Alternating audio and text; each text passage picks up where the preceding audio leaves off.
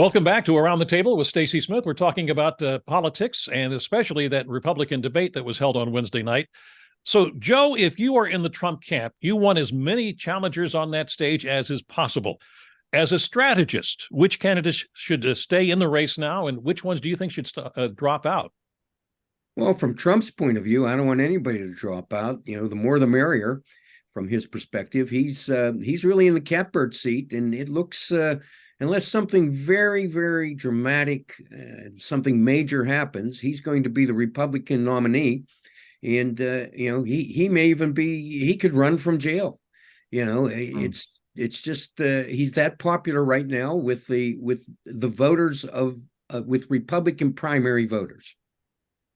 That's a good distinction, Professor. Republican primary voters. I don't think the primary voters as a whole in the GOP represent the GOP at large in its entirety. He could, if it were tomorrow, be sitting in a prison and win the nomination. I believe that. And as we've talked about, therein lies the paradox of the GOP right now. Winning in the spring and losing in the fall because of what you have to embrace to get that nod. All right, so I'm going to turn this back. I want to go back to my question, and not so much as a strategist for Trump, but as a strategist taking a look at this for let's say for the Republican Party. Who would you start urging on the sidelines to drop out? Anyone?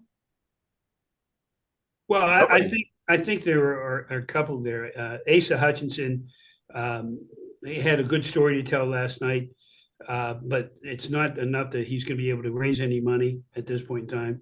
The governor of North Dakota, the same thing. At this point in time, I don't see him being able to gain any traction.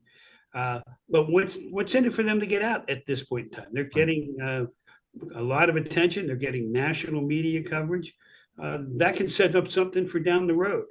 But I think those two actually gave some thought without having points that they were going to take shots at everybody. And they were kind of interesting for me to watch. I know Asa. I don't know the governor of North Dakota. I would agree with Governor Corbett. I think they both did solid jobs. Governor Bergen from North Dakota and Asa Hutchinson, the former governor of Arkansas. But there's zero path. They're not going to win the nomination. Not sure really, but they're not like they're 40 or 50 years old. I'm not sure even if they're looking for the future. Maybe they're looking for something to do. Decent guys, zero chance of winning the nomination. I think if there was a loser last night, it's not that he said anything so ridiculous or had that moment that you said, "Oh my God, that was a fatal blow."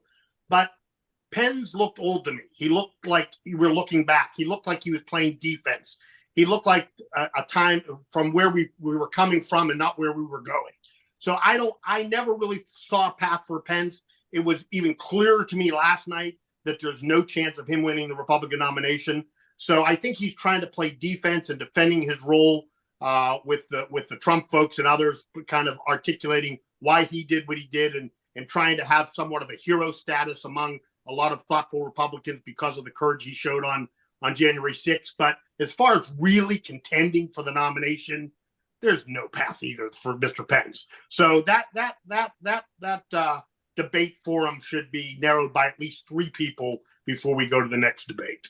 You know, this production was a more of a what might have been or perhaps what could be kind of production, because it's really not based on any real chances for anyone to beat Donald Trump.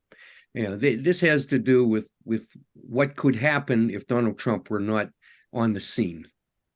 They're hanging around to see if that happens. Exactly. They're waiting to see if something will change in this current dynamic. Now, if it does not, they all have to inevitably, and I don't think now is the time to talk about dropping off for the reasons the governor and our colleagues have articulated. Now's not the time. But what should be starting to happen if the Trump fever does not break is that these candidates who have no chance, Pence, he's cursed by one side of the party for not doing enough.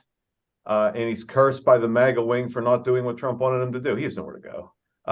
They need to start cutting deals, like what we saw when Mr. Biden was going to be the front runner and the nominee. They're going to have to start cutting deals because assuming they all, except for maybe Ramaswamy, who opposed Trump, If they don't want him to be the nominee, they're going to have to be pragmatic and realistic about their chances moving down the field. We get into January, it's time for a serious conversation.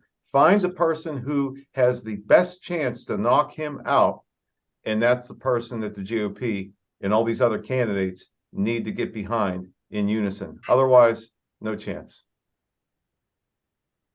All right. We need to take a break. We'll be back in just a moment.